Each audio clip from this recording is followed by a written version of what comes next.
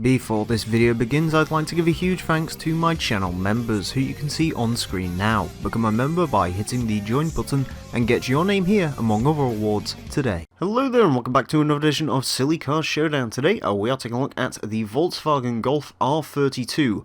This car was requested by Jason Poland, one of quite a few Golfs I've actually had requested. I think I've got Mark II, Mark III and Mark IV.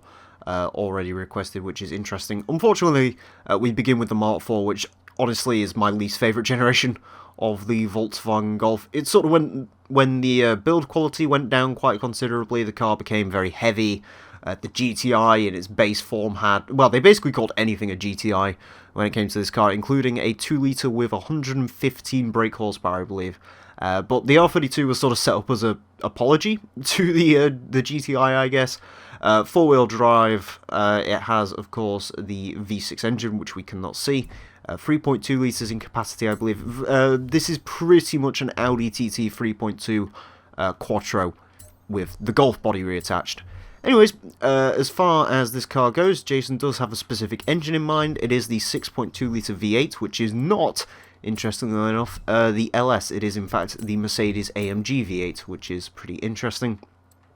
Now, of course, as per the rules of the series, we cannot use the sort of standard body mods. However, we can use, or we cannot use the Forza Aero, but we can use some of these truly horrific-looking body mods that this car. Oh yes, perfect.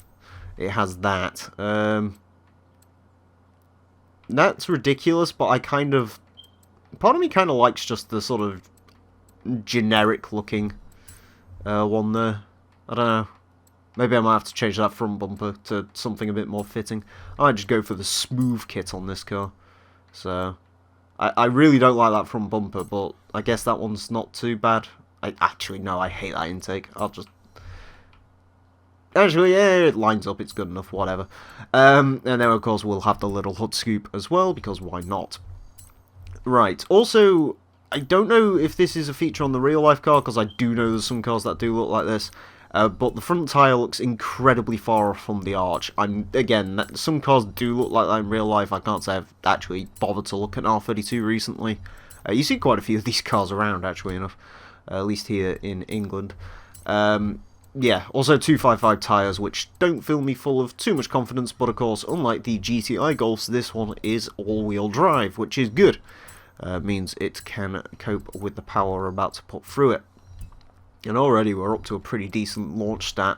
PI is actually looking pretty darn promising on this one as well. So, it's all good fun and games here. In fact, we might very well get into S2 with this car, which I wasn't really expecting from the Golf, interestingly enough. So, Jesus, we are getting quite far into S2 actually. S2 926. And will the flywheel put us into... Oh, wow, S2 929, okay. 1,005 horsepower, 859 foot-pound torque, 2,802 pounds of weight, 2.8 seconds, 60, top speed of 209 miles per hour. Yeah, the Golf has certainly ended up with a higher PI number than I was expecting. This could turn out to be quite a good car. Jason does have a pretty good track record with requesting pretty decently quick all-wheel drive cars, interestingly enough. Of course, he had the Ford Focus RS, which was our leaderboard champion for a while, the Audi RS4, which did very well, so perhaps this car is ready to make it a... What do you call it in bowling when you get 3 in a row? A turkey.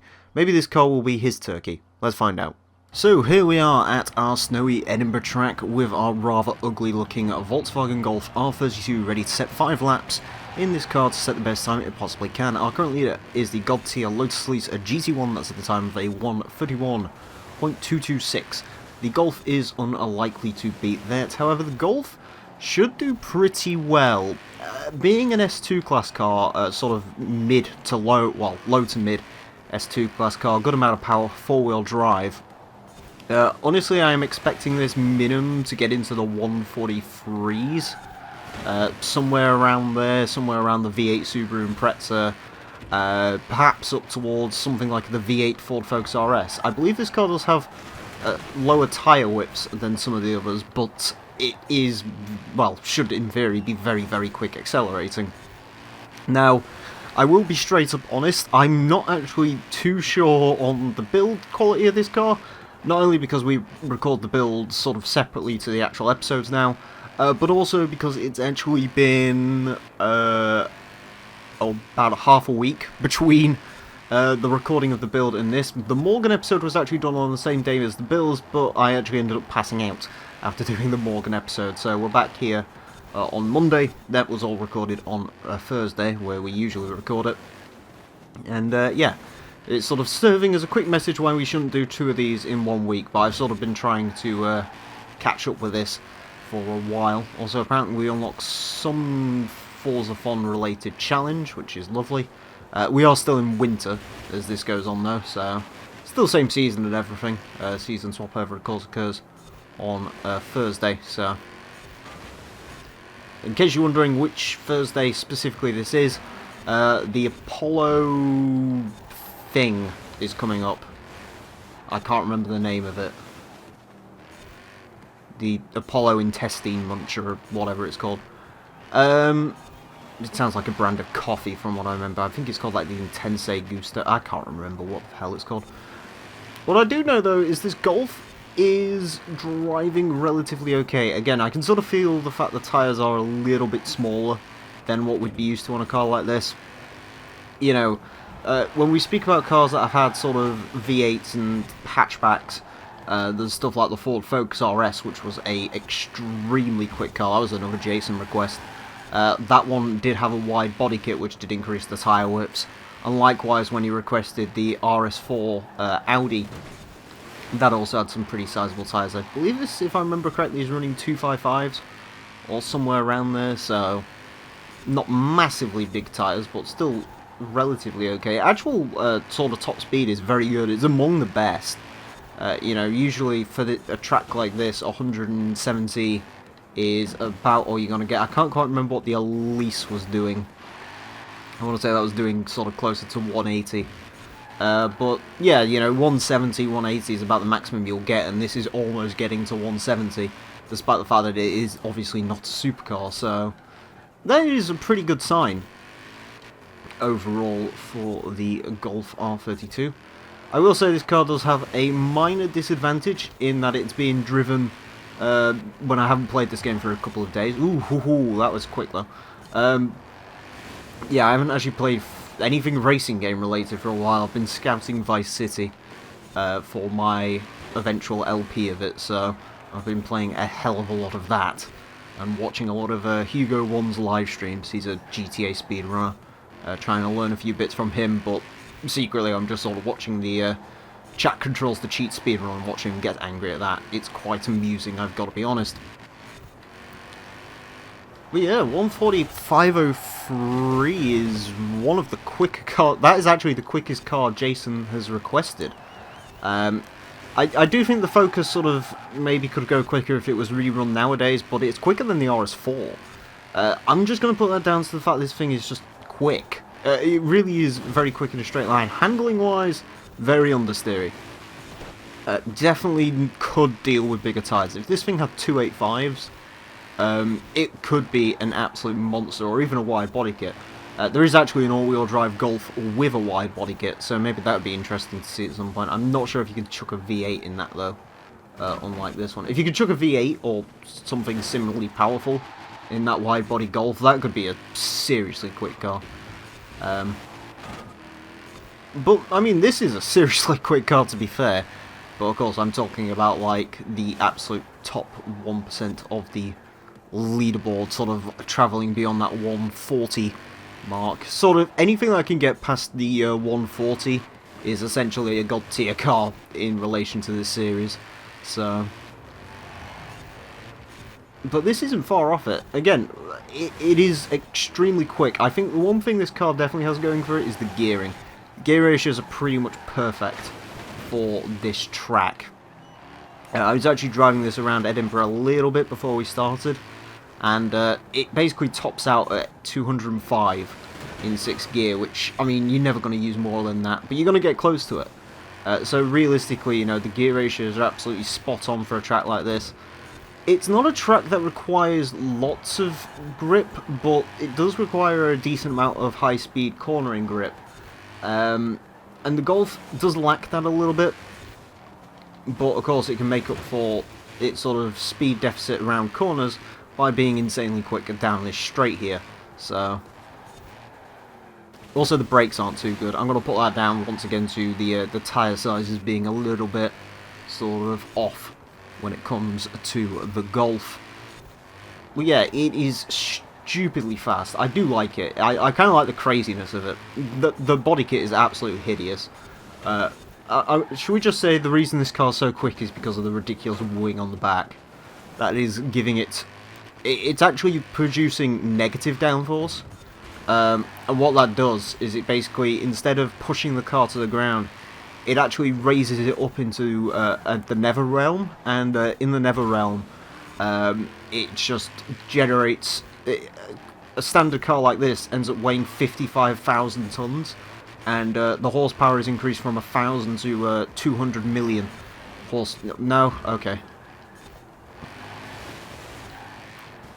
It is pretty good for this first section, though. This is...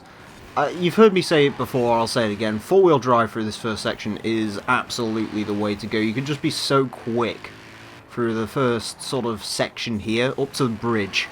You could be so quick in an all-wheel drive car. It isn't even funny. Eventually, you know, coming around this sort of section, rear-wheel drive starts to make a little bit more sense.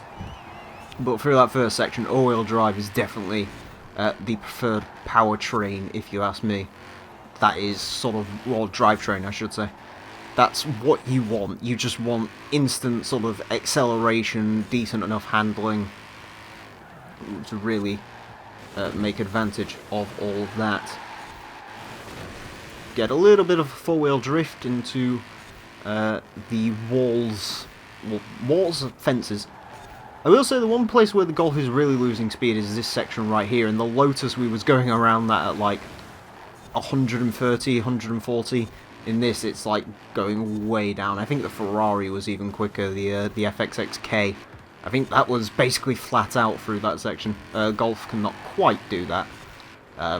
Again, just down to the skinnier tyres, which are hurting it slightly, but I mean, other than that, that really is the only complaint I can have when it comes to this car as we make a run for the line. I don't know if it's going to be any quicker. It is not, but it doesn't really need to be. A 1:45.03 for the Volkswagen Golf R32, or technically R65 at this point, because 32 of course referred to the 3.2 litre engine, and now it has a bored out 6.2 V8, making it a 6.5 according to the stats. Yeah, it's ridiculous. Again, I would be so curious to see what this car would be like with bigger tyre widths. 255s are not massively big tyres, and if I remember correctly, that is what it's got. If it isn't, it's like 265s, or if it's it definitely isn't anything above 275s. I can tell that much from driving it. If it had bigger tyre width, sure, they'd add a little bit of weight. They might reduce the straight line speed down a little bit, but I think this car would be a absolutely excellent handling vehicle, and also I think it would be genuinely quicker. But I mean, it's still bloody impressive as it is. In fact, it's so impressive that it takes the Audi RS4 spot. It goes in to 9th place. It goes in between the Metro 6R4 or the V8 R4, which is only down 0.1 of a second on, and it's very slightly quicker than the RS4 V10. Again, that had bigger tyres, bigger engine, and the mighty R32 still manages to beat it. It is a second up on the V8 Focus RS, 1.2 seconds up on the R33 V8 Skyline. Yeah, an absolutely fantastically quick car. Not the best to drive, but quick nonetheless. Yeah, one that I did actually end up kind of enjoying. I'm not a huge fan of the Mk4 Golf, but I would certainly say it's earned my respect around this track, if nothing more. Anyways, thank you all very much for watching this edition of Silly Car Showdown. If you'd like to request cars to this series, you can do so down below in the comment section. Alternatively, you can click the link below, join my Discord, and post them in the requests chat. There's a link in the description as well to everything everyone's previously requested, so you can check that out, and of course the backlog of videos. I think I've actually got every car that's been run so you can check that, but I need to update that, so I hope maybe that'll be done by the time you watch this. Anyways, with that all being said and done, thank you all very much for watching, and until next time, farewell.